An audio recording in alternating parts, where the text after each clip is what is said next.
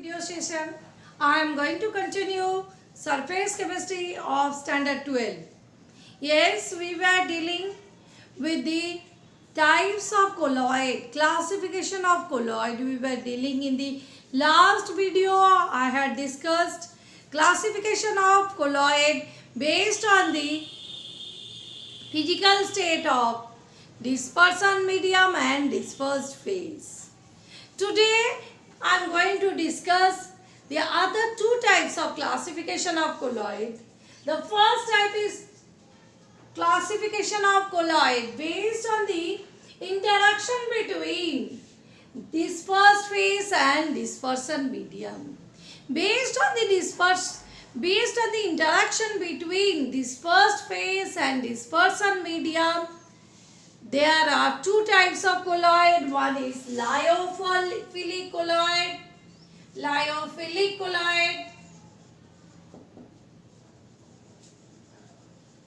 Another is lyophobic colloid. Lyophilic and lyophobic. Lyophilic colloid. In lyophilic colloid, the interaction between dispersed phase and dispersion medium is strong. So, the dispersed phase has strong affinity for dispersion medium. They are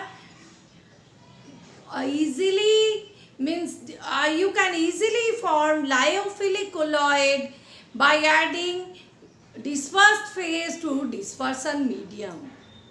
These lyophilic colloids are reversible.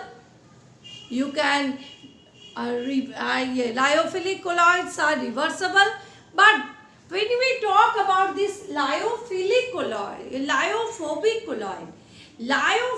colloids are the colloids which are formed by special methods. In this, there is very less interaction between the particles of dispersed phase and dispersion medium. So, they are formed by special method. And this lyophobic colloid, in this we say that dispersed phase has hatred for dispersion medium. Dispersed phase has no affinity for dispersion medium. These lyophobic colloids are irreversible, and these lyophobic colloids are also not easily formed, and these lyophobic colloids are not stable, whereas the lyophilic colloids are stable. We can take up some examples like gold sol. Gold sol is an example of lyophilic colloid, whereas starch solution or gelatin solution, these are the examples of lyophilic colloid. Lyophilic colloids are reversible, lyophilic colloids are stable, and lyophilic colloids are easily formed. No special method is required, but for formation of lyophobic colloid, special method is required. Okay, so we'll discuss again next type of classification of colloids.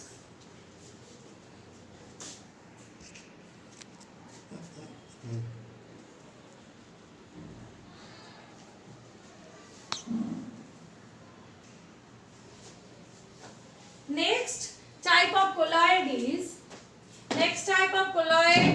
classification of colloid is based on the size of the particles of the dispersed phase.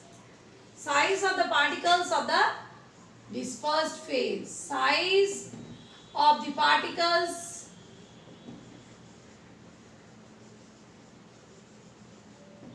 of dispersed phase.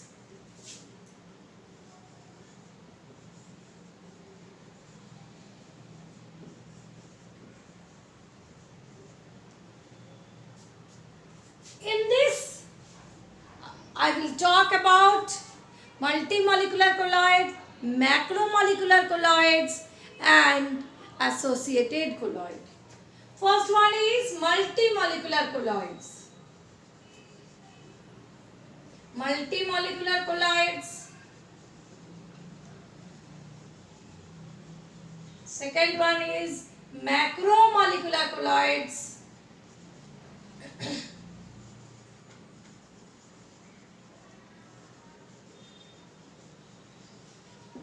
And third one is associated colloids.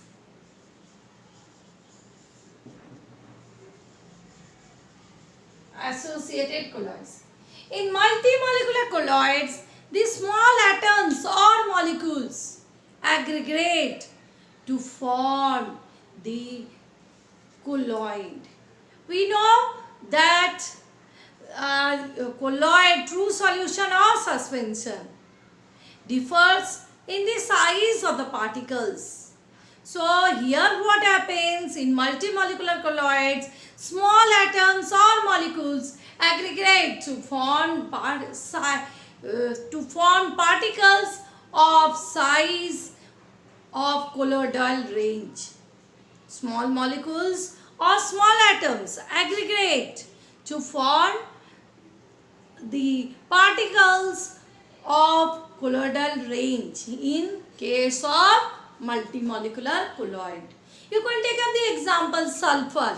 In sulfur, 8 sulfur atoms aggregate to form S8 molecules, and the size will be of colloidal range, that is from 1 nanometer to 1000 nanometer.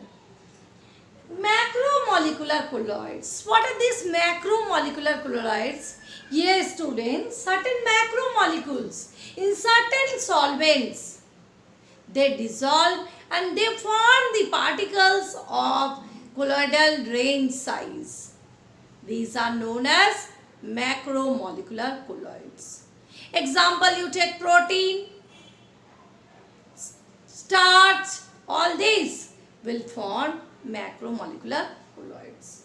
Next, associated colloid. In case of associated colloids, the solution at low concentration,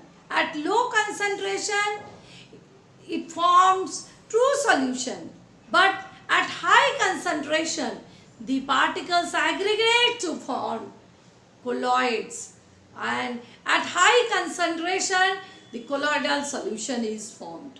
So this associated colloid at low concentration, it behaves like true solution, but at high concentration these particles aggregate to form particles of colloidal size. So at high concentration colloid is formed. There are many examples like soap solution. You know, these particles, these molecules, these particles which aggregate, these particles are known as micelles. And what these particles are known as? Micelles. And the temperature at which these micelles are formed, that is known as Kraft temperature. Sometimes people ask you to define what is Kraft temperature. And another thing is that critical micelle solution, CMC, also you will have to remember. Concentration above which colloids are formed in case of associated colloid, that concentration is known as critical micelle concentration. Okay? So our next topic is preparation of colloid. How can we prepare colloid? Yes, in this, firstly I will discuss regarding chemical method, and second Burdick's arc method, and third peptidation I will be discussing. See, by various chemical reactions we can prepare colloid. by oxidation, by hydrolysis, by double decomposition, double displacement, we can prepare.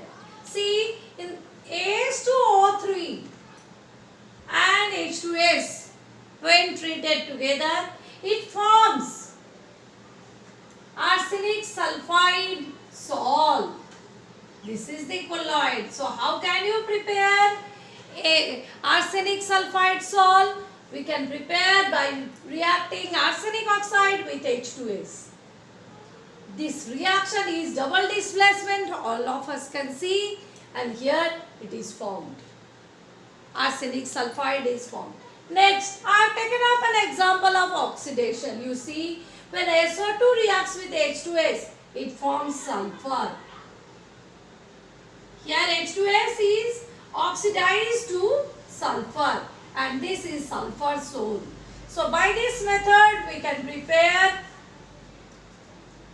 sulfur sol from H2S. Next, we can prepare gold sol by reacting AuCl3 with formaldehyde in presence of water. Then this AuCl3 is getting reduced to gold sol. It is getting reduced to gold sol, and the side product are methanoic acid and HCl. We'll get this gold sol here. Again, we can prepare ferric hydroxide salt. Ferric hydroxide salt by the hydrolysis of FeCl3. By hydrolysis of FeCl3. So, you take up these reactions. These are very important reactions of different types of preparation of colloid, double displacement, hydrolysis, reduction, oxidation. All these are given in your NCERT book. So, check up this as an example of preparation of colloid by chemical method. Next, we will discuss Burdick's arc method.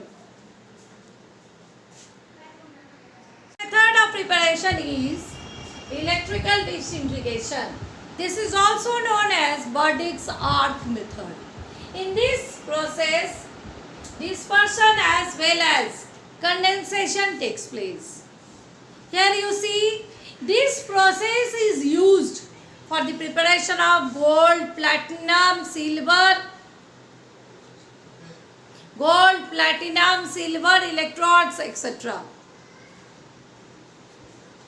In this process, we take the metal electrodes of the particular metal and we put it in dispersion medium and we keep that in ice bath. Okay, like this. We'll keep that in ice bath. And these metal electrodes are connected to the two terminals of the battery, and when electric arc is struck on the metal rods, what happens? The metal atoms vaporizes, and then when it comes in contact with this cold solution, it condenses, and that results in the formation of colloid. Again I am explaining, you see, in this case watch, we are taking metal rods, and when that metal rods are dipped in dispersion medium which is kept in ice bath. So an electric arc is struck on the metal rods. What happens? The metal atoms vaporizes, and then when it comes in contact with the cold solution, it condenses. That results in the formation of colloidal solution or colloid. Next is peptidation. In peptidation, what happens? Precipitate, freshly prepared precipitate is converted into colloid by shaking it with dispersion medium in presence of small amount of electrolyte. What I am telling? In peptidation process, precipitate is converted to colloid. How it is converted? By addition of small amount of electrolyte in presence of dispersion medium and shaking.